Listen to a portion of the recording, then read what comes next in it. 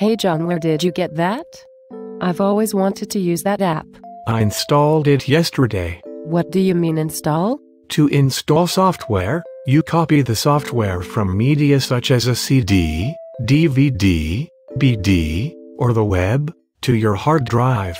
That's so cool. I want to start right away. How do I start? If you want to install software from the web, all you have to do is click download. Downloaded files are usually in a large compressed file. Compressed files are smaller, so they're faster. Once the files are downloaded, a setup program starts. Oh, I know what a setup program is. Isn't it steps to help you through the installation process? Yes, that's exactly what it is.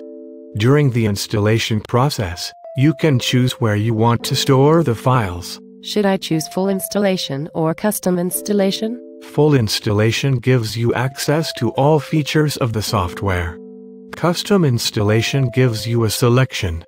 Custom installation saves space on your hard drive but limits functionality. After I install the software, what else do I need to do? You need to activate the software for long-term use.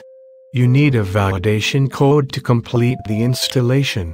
You can find it via email. There is a software update. What is that?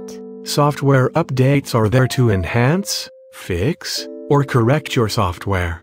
Also included are software upgrades.